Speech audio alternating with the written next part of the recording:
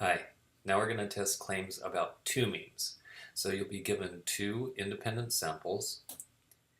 So basically that would be like we're going to compare the age of men versus the age of women, or the body fat of Olympic runners versus body fat of Olympic divers. Something like that, but you've got these two independent groups. The claims are going to be about the mean, so mu1, mu2. In other words, there's not going to be a number in the claim. It's not going to say mu1 is 5 times bigger than mu2. It's just going to say, hey, these two groups are equal, or one is bigger than the other, something like that. So it'll be a direct comparison. So you're going to be given information, sample information for group number 1 and group number 2. So you will need the sample size, mean, and standard deviation. If you're ever given a choice, then you should choose group 1 to be the one with the larger mean. If you're not given a choice, it's not that big a deal, but if you have a choice, then choose group 1 to be the larger mean.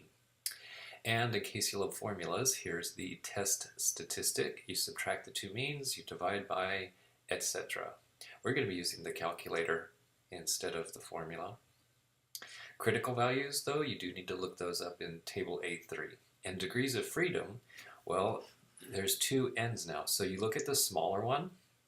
So I did say probably we're going to have this as the larger mean. That has nothing to do with sample size. It could be that you, N1, you have 100 men.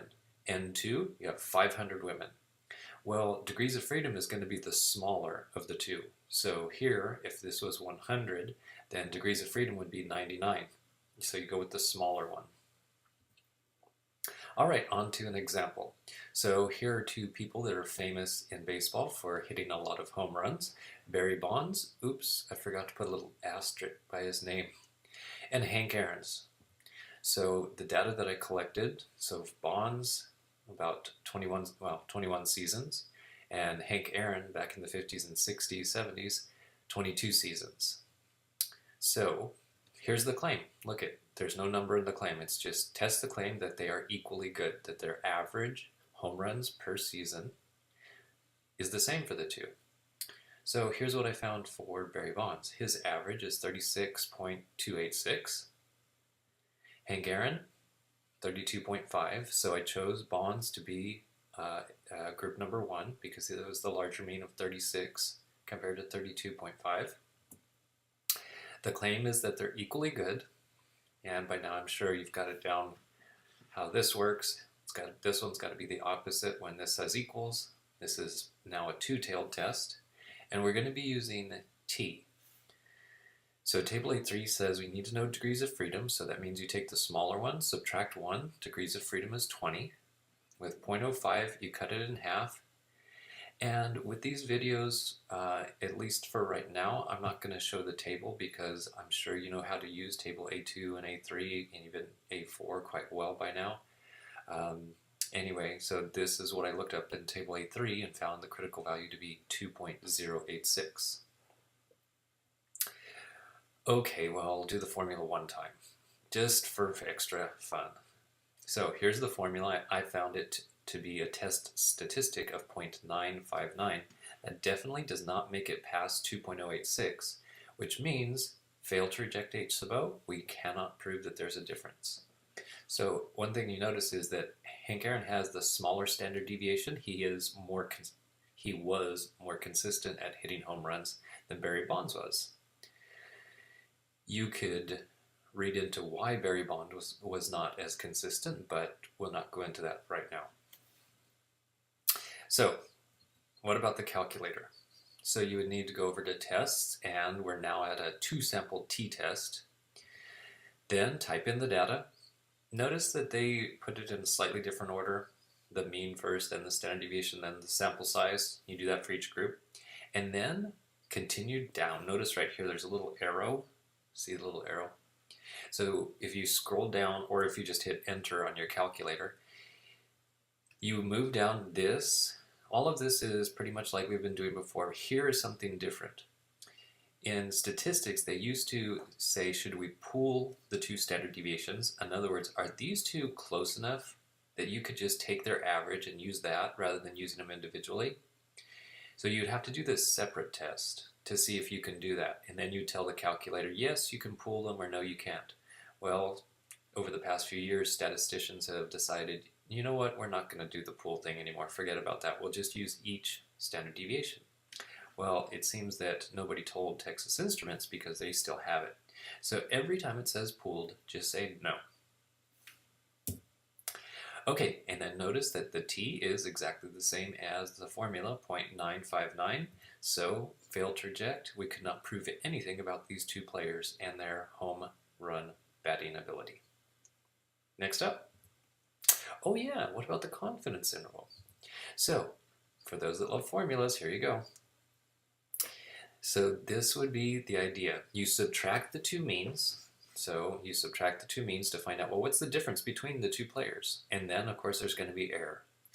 Add the error on one side, subtract it on the other, or use a calculator. So you go to test, but then scroll down to where it says intervals, and this one needs to be a t interval. Once again, just type in the data.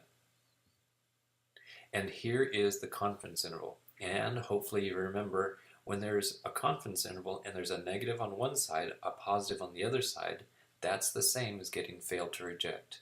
We did not prove anything. Because this side, the right side of the 11.777, that one is saying that Barry Bonds is better by approximately 11 home runs each season. The other side being negative says Hank Aaron is better. Well, which is it? Is Hank Aaron better, or is Barry Bonds? In other words, we cannot conclude. Okay. The next example, does having a filter on a cigarette lower the amount of tar? That's not good. Tar is probably not good to ingest. But anyway, test the claim that the non-filters are going to have. So you rip the filter off the cigarette, or it doesn't come with one, whatever. There's no filter on the cigarette, then the person would ingest more tar. So this is data that I found somewhere, and the data was set up like this. So I was not given a choice. This is sometimes going to happen. I was not given a choice as to which one is group number 1. Notice that this one, group number 2, has the bigger mean. That's not how I would want to set it up, but that's how it was given to me, so I need to deal with it. So test the claim that the non-filter, so this is the non-filter, so in other words, group 2, have more, so bigger than, group 1. That's going to make it a right-tailed test. Again, you go to the smaller of the degrees of freedom, so this one would be 17 and this one would be 20. You use 17 and use table A3, and you'll find a critical value of 1.740. Hey, this is supposed to say equals right here. I'm sorry, make that an equals. Okay, now watch what happens. So I do the, wow, that's a very big calculator you've got there. So I do the 2-sample t-test again. We type in the data. Don't forget to say no on the pooled. And now watch what happens. You ready? You gotta be paying attention. Watch. Ready? Ta-da! Look at the t. The t is a negative 11.897 negative. That means it goes to the left. That means that the t lands way over here. If the t is going to the left, this should have been a left-tailed test.